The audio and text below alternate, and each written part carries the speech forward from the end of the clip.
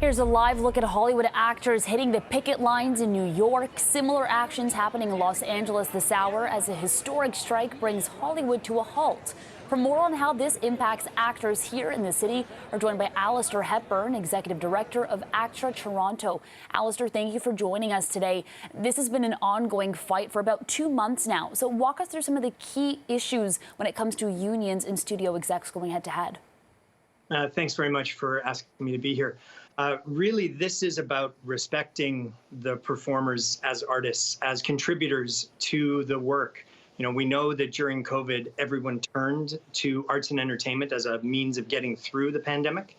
And really, we are looking for globally, respect, fair wages, and protections when it comes to ensuring that the brand of the performer, their face and their voice, is not used without their consent, without compensation.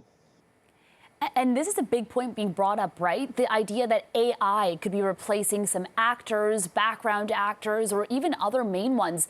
How do we really see this being implemented? And is there any possibility of the fight back against it?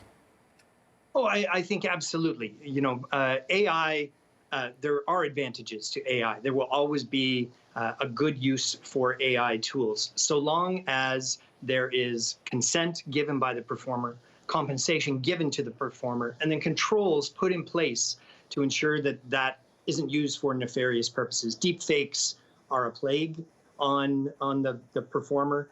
You know, you can troll on YouTube and find lots of videos of people saying things that have never come out of their mouth. And really, that takes away that brand of the performer. You know, they have their voice, they have their face, they have their voice print. So it really is something that belongs to them. They want to share with the world, but they just want to ensure that it's done in a properly controlled manner. And of course, there's the potential trickle down if AI is being used for people like background workers, that costume designers might not be paid, makeup artists, hair stylists. So talk about that trickle effect. I mean, the entire industry is trickle down, right? In Toronto specifically, we can look at 35,000 full-time equivalent jobs in the film industry. You know, in Ontario, $3.15 billion contributed directly to the economy. And when you take writers and actors out of that, that then takes the technicians out of it. It takes the caterers out of it. It takes the mom and pop hardware stores who sell tape and rope to the productions. It really has a massive effect. And, you know, this is something that needs to be solved so that we can get everyone back to work. Right. And of course, this is, happening south of the border. But Toronto is a big hub for a lot of film productions from south of the border. So walk us through how this could affect the Toronto industry, the Canadian film industry, and if there's anything that ACTRA is kind of working towards to make sure that something positive happens here. Oh, absolutely. Look, SAG's fight is our fight. The domestic work in Toronto is about 40% of the workload, with about 60% in what we call service productions. Service productions are foreign entities that come to Canada and film here because of our talent, because of our infrastructure, because of our locations.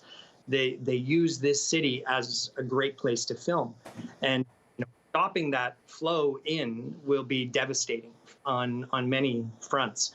We are still seeing productions continue, right? The domestic market is actually very strong. And we look forward to seeing more of that occur. But we also need to be able to have service productions do work here. The lower dollar rate really helps out when it comes to that. So ensuring that the work continues is paramount, which is why ACTRA had the privilege of being down with SAG during most of their negotiations. So that, because we know that this time next year, we are going to be going into our own negotiations for film, television, and digital media. So their fight is our fight. And we hope that they are able to see gains that we can then leverage and ensure are put in place for Canadian performers. And these gains are needed. We're seeing a big shift in how people consume their media, from theaters, purchasing DVDs, to streaming online. So talk to me a little bit about that digital technological shift and how that's kind of leading to some of the issues when it comes to things like residuals.